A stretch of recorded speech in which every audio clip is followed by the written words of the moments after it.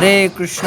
সুপ্রিয় ভক্ত সজ্জনগণ, যারা মনে করেন পড়াশোনা করেন, অনেক সময় আপনাদের ভিতরে মানে একটা এগ্রি ভাব আসবে, যেমন এগিয়া ভাব, বোরিং লাগছে, ইংলিশে একটা বোরিং, প্রচুর মশা, মানে বোরিং। যেমন ম্যাথ করতেছেন, আপনি ফিজিক্স করতেছেন, কেমিস্ট্রি করতেছেন বা হায়ার ম্যাথ করতেছেন, হঠাৎ করে মানে অনেকক্ষণ সময় ধরে, ঘন্টাখানেক 2 ঘন্টা ধরে করছেন, তখন বোরিং একটা ভাব আসবে। তখন এটা খাটানোর জন্য আপনারা বাগান করতে পারেন। ঠিক আছে, আপনি হয়তো অর্থনীতি পড়তেছেন, ইতিহাস পড়তেছেন, ভূগোল, ইতিহাস যারা আর্টসে পড়ে যে পড়তেছেন, অনেকক্ষণ ধরে পড়ার কারণে 3-4 ঘন্টা পড়ার কারণে অনেক সময় খারাপ একটা ফিল্ডে আসে। তখন আপনারা যদি বাগান করেন, একটু সময় যদি বাগানে দেন, 20 মিনিট, 30 মিনিট, 40 মিনিট, তখন দেখবেন আপনার বোরিং ফিল্ডটা বা এই এগিয়ে ভাবটা চলে যাবে এবং মনোযোগ ছিন্ন হবে না।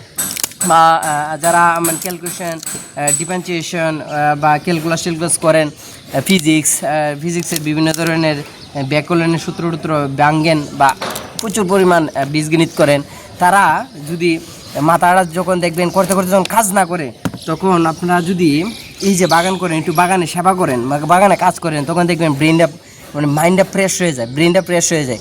বা আমাদের জাগতিক অনেক বিষয় আছে, যেমন অনেক সময় আমাদের একা একা ভালো লাগে না।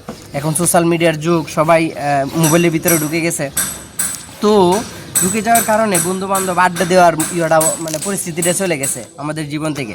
তখন আড্ডা হয় না, বা একটা কয়েকজন বইয়ের সাথে কথাবার্তা হওয়া বা একটা মনটা যে শুধু ভালো লাগবে ঘোরাঘুরি করা, এটা কিন্তু এখন কম হয়।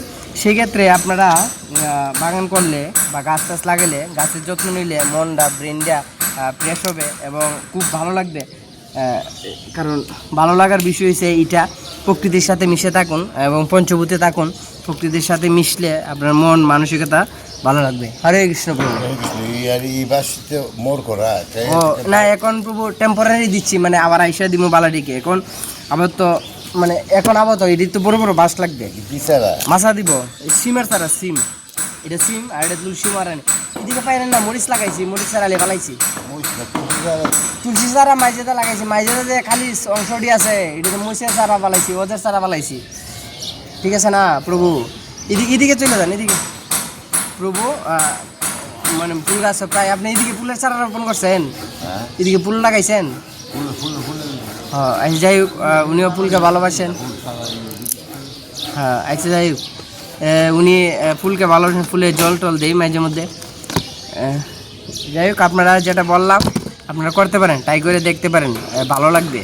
আসলে এখানে ভালো লাগার জিনিস, একা একা করেন না, গাছ একটা গাছ অন্তত একটা 2টা গাছ লাগান না, কি সমস্যা আছে? আর যত্ন নেন না, ছেলে সন্তানদের মতন যত্ন নেন, ভালো লাগবে, সত্যি ভালো লাগবে।